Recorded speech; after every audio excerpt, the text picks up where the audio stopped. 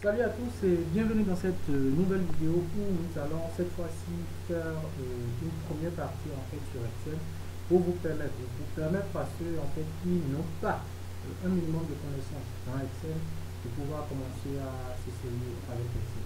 Mais avant de commencer, n'oubliez pas de vous abonner en cliquant sur le bouton de notification, le bouton j'aime naturellement, et aussi d'activer la cloche de notification pour ne plus louper les prochaines vidéos. Alors, sans plus tarder, nous allons commencer. Alors, voilà, là, nous allons présenter de façon sommaire Excel. Excel, en fait, a le même menu presque que Word et autres. Le menu accueil, le menu d'insertion, le menu de mise en page et tout, et tout. Donc, nous allons commencer. Excel, en fait, a comme le menu, comme la grande majorité, en fait, des menus de la suite Office, a le menu accueil, insertion, mise en page, police, données, tout. Bref, c'est pas ça le sujet. Alors, la première astuce que nous allons vous donner, si je suppose que vous voulez faire un calcul, je suppose là nous avons 18, là nous avons 25, et là nous avons par exemple, je suppose 82. Supposons un instant que dans cette cellule, je veux en fait afficher la somme des deux. La première étape, c'est de savoir que en fait, la force même et la puissance d'Excel en fait, réside en fait dans les calculs à haut niveau. Alors, pour pouvoir en fait utiliser les diverses formules qui sont préenregistrées dans Excel, on utilise souvent le symbole égal. Alors, quand on se met à écrire, par exemple, quand je mets égal et je me mets à écrire, automatiquement les fonctions s'affichent. Ici, par exemple, vu qu'on veut faire la somme, je mets somme. Et là, automatiquement, vous voyez, vu que somme est sélectionnée, il dit calcule la somme des nombres dans une plage de cellules. Alors, je vais faire comme ceci, je sélectionne. Il me dit, je sélectionne le nombre 1, je sélectionne le nombre 1, je mets point virgule, le nombre 2, point virgule, et dès que je finis, il suffit juste, dès que j'ai fini par exemple de faire ma sélection, il suffit juste que je valide par la touche entrée et automatiquement, il m'a calculé la somme ici. Donc, si par exemple je viens là et je mets 50, automatiquement vous allez voir que 50 plus 25, donc bel et bien 115. Donc pour les fonctions et autres, vous allez commencer à l'utiliser un à un, voir parcourir pour voir ce que cela pourrait donner. Ça, c'est la première astuce. La deuxième astuce, en fait, c'est par rapport à la manipulation des dates, des heures, et ainsi de suite.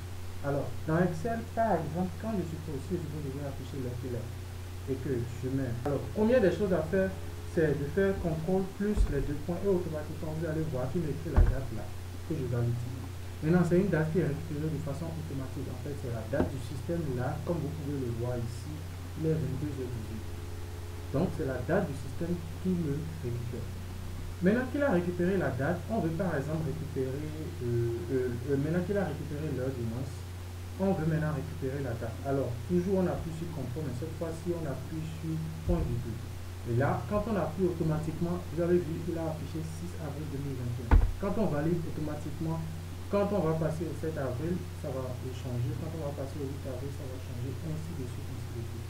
Maintenant, si par exemple, je suppose qu'on veut afficher le tout en complet, je monte un peu là pour que vous puissiez voir. Si on veut par exemple afficher le tout en complet, c'est très simple. Il suffit juste qu'on mette égal et on se met à écrire maintenant. Et là, il dit renvoie la date du jour et de l'heure sous la forme d'une date et d'une forme. Quand je sélectionne et je valide automatiquement, il m'a affiché les deux. Maintenant qu'il m'a affiché les deux, supposons par exemple que je veux ici en fait que dans cette cellule là, ou dans cette cellule, il affiche en fait cette date avec 2 ou 3 jours en arrière. C'est pas compliqué, il suffit juste que je fasse égal, je viens sélectionner ça et je fais moins 2, vu que c'est 2 jours.